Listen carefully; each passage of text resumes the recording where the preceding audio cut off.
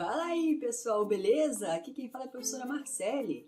Na aula de hoje, vamos conhecer um pouco sobre o docking molecular, que é uma ferramenta muito importante em CADD. Bora lá?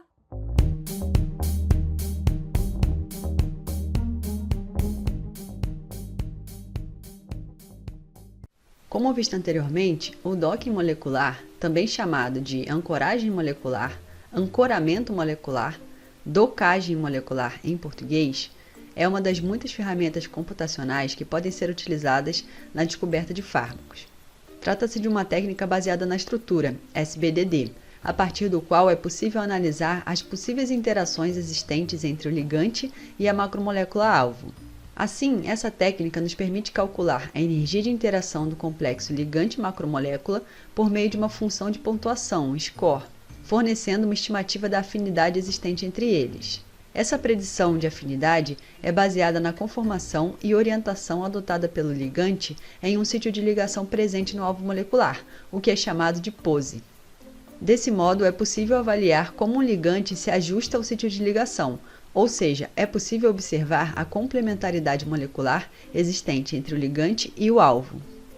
O docking molecular apresenta diversas aplicações no contexto da descoberta de fármacos.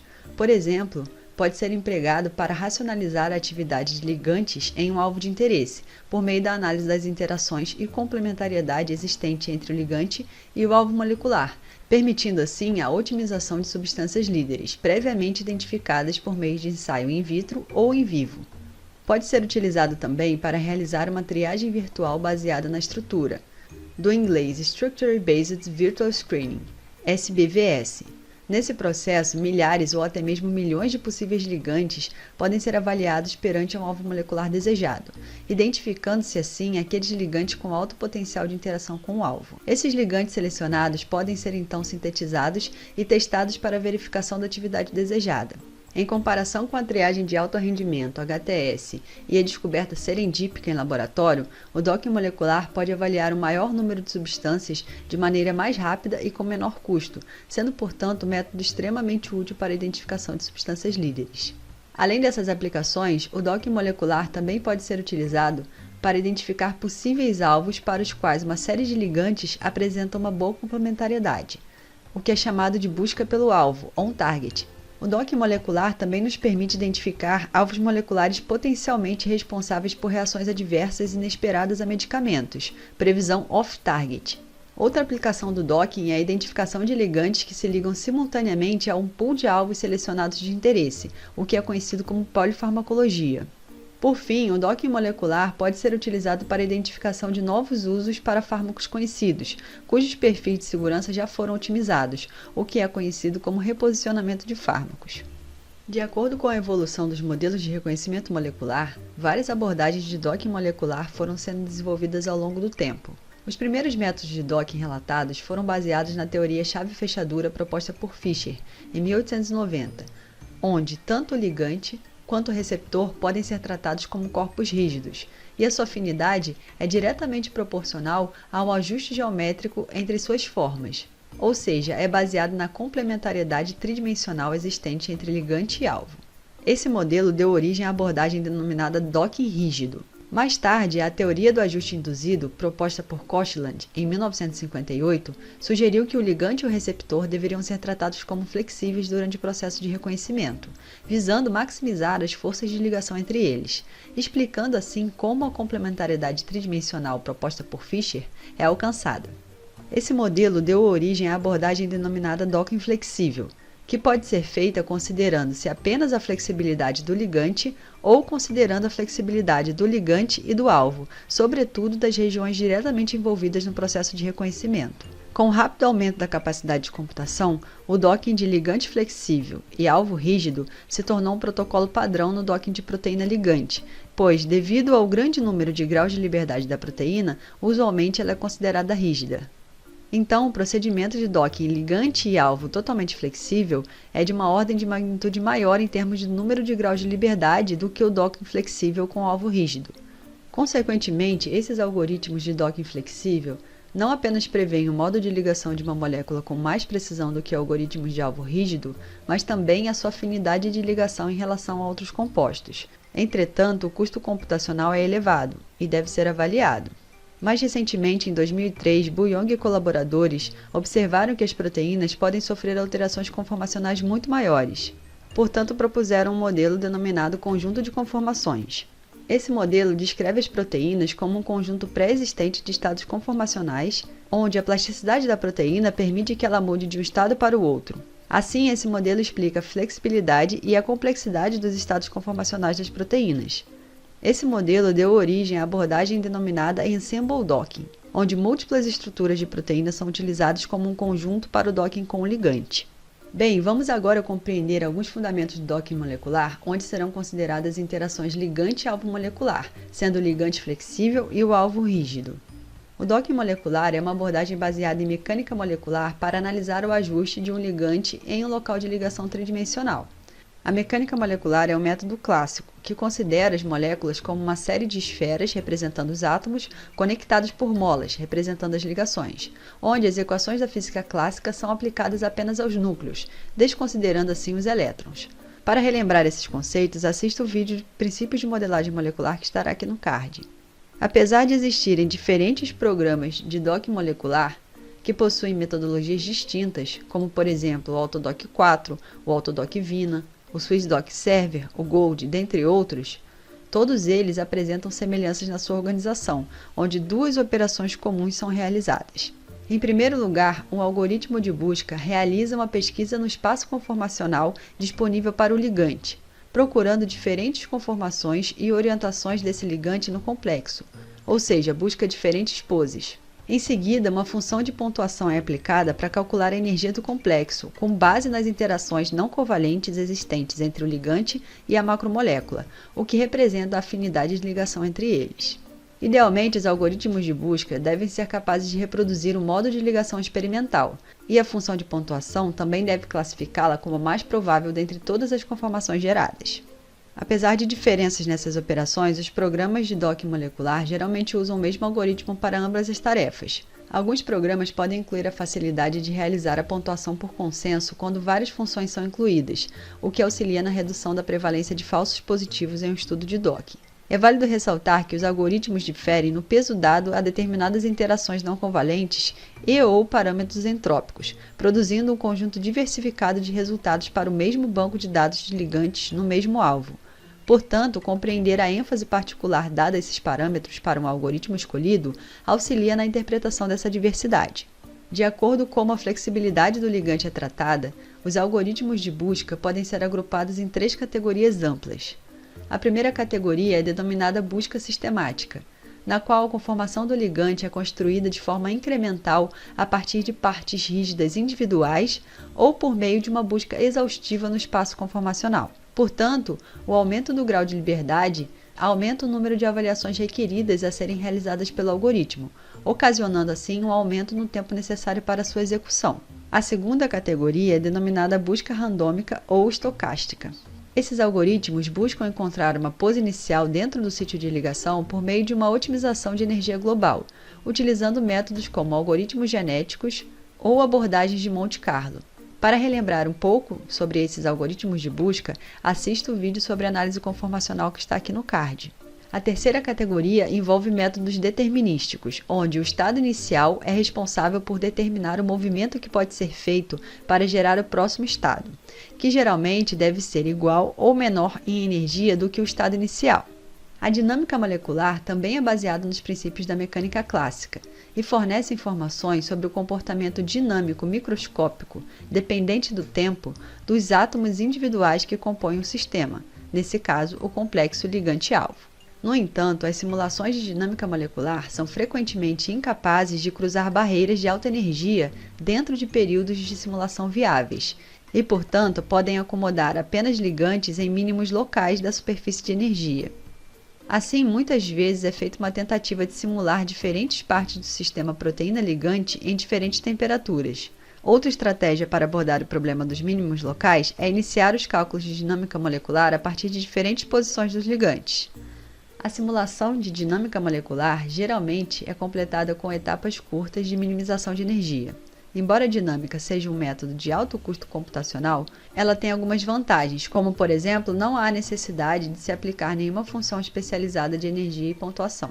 Em contraste com a dinâmica molecular, os métodos de minimização de energia raramente são utilizados como técnica de pesquisa autônomas, já que apenas mínimos de energia local podem ser alcançados, mas muitas vezes complementam outros métodos de pesquisa, incluindo Monte Carlo. A avaliação e classificação das conformações do ligante previstas é um aspecto crucial da triagem virtual baseada na estrutura.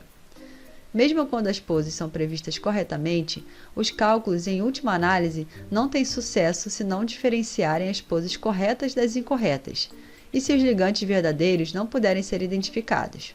Portanto, a implementação de funções de pontuação confiáveis é de fundamental importância. As funções de pontuação implementadas em programas de docking fazem várias suposições e simplificações na avaliação dos complexos modelados, e não levam em conta totalmente uma série de fenômenos físicos que determinam o reconhecimento molecular, como, por exemplo, efeitos entrópicos. Essencialmente, 3 tipos de função de pontuação são atualmente aplicados: baseadas em campo de força, empíricas e baseadas em conhecimento, podendo haver ainda a combinação de alguma delas, dando origem a funções híbridas. Os campos de força da mecânica molecular geralmente quantificam a soma de 2 energias, a energia de interação receptor-ligante e a energia interna do ligante. A maioria das funções de pontuação de campo de força considera apenas uma única conformação de proteína, o que torna possível omitir o cálculo da energia da proteína, o que simplifica muito essa pontuação. As interações entre o ligante e o receptor são geralmente descritas usando termos de energia eletrostática e de van der Waals. As funções de pontuação do campo de força têm grandes limitações, porque foram originalmente formuladas para modelar as contribuições entálpicas em fase gasosa para a estrutura, e, portanto, não incluem a solvatação em termos entrópicos. A pontuação baseada no campo de força é ainda mais complicada pelo fato de que geralmente requer a introdução de distâncias de corte para o tratamento de interações não ligantes, que são escolhidas mais ou menos arbitrariamente, e complicam o tratamento preciso dos efeitos de longo alcance envolvidos na ligação. As funções de pontuação empíricas são baseadas na reprodução de dados experimentais, como energias de ligação e/ou conformações, por meio da soma de várias funções parametrizadas.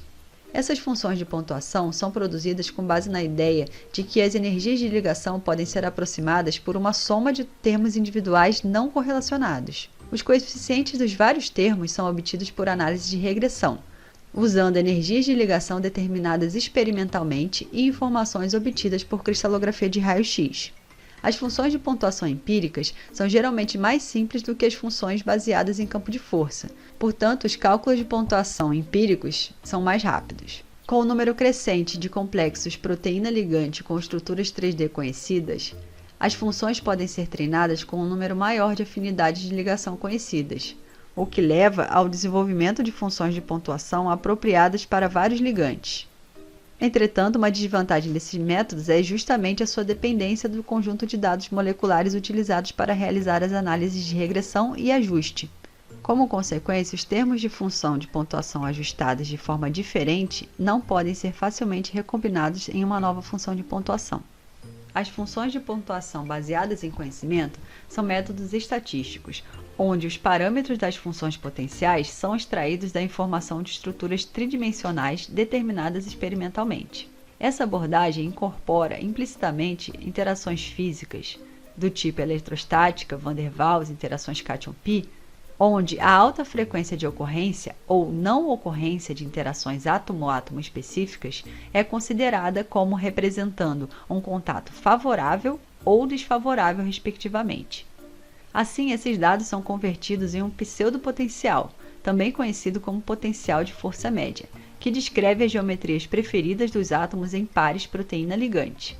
As funções de pontuação baseadas no conhecimento, em comparação com as baseadas em campo de força e baseadas empiricamente, oferecem um bom equilíbrio entre precisão e velocidade, uma vez que o cálculo é relativamente simples e os potenciais são extraídos das estruturas conhecidas dos complexos proteína-ligante.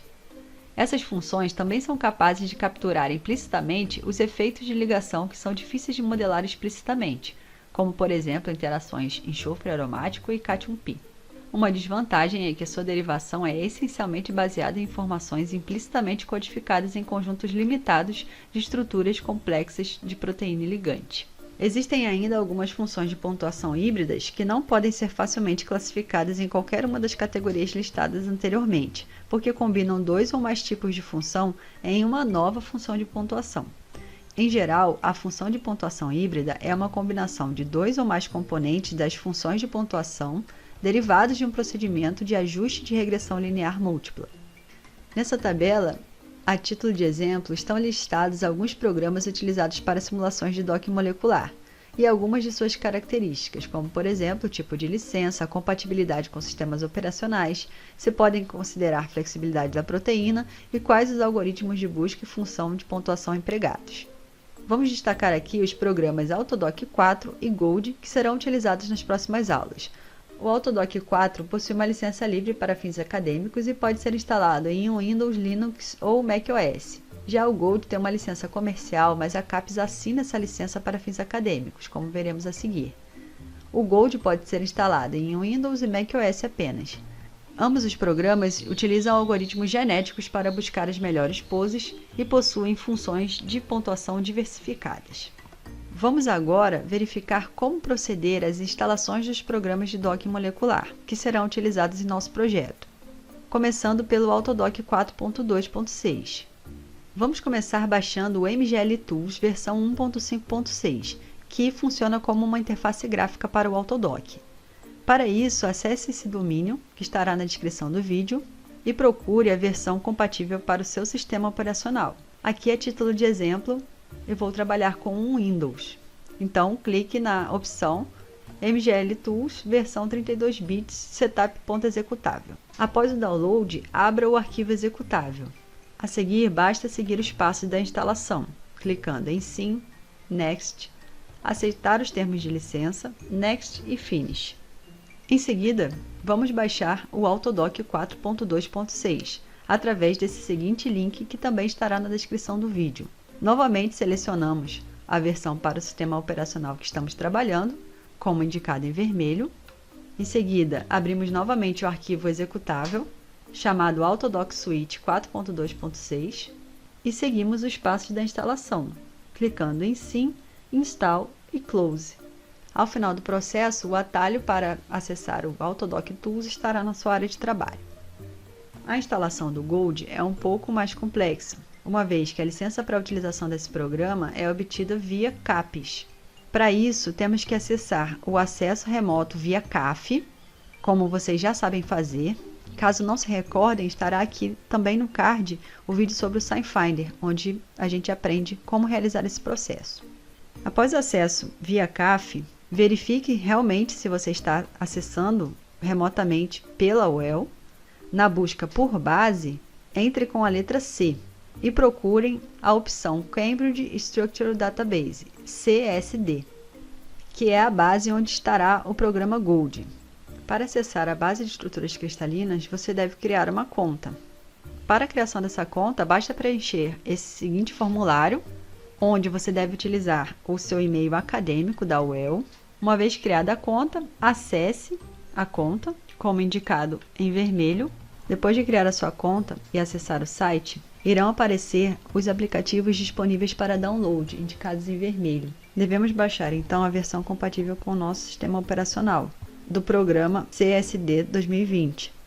É um programa pesado, então pode levar um tempo.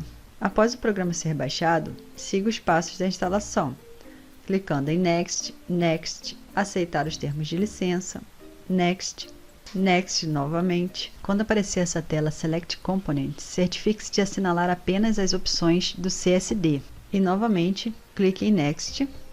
Na tela Mercury File Associations também certifique-se de clicar em todas as extensões, como destacado em vermelho nessa figura. Então depois clicar em Next.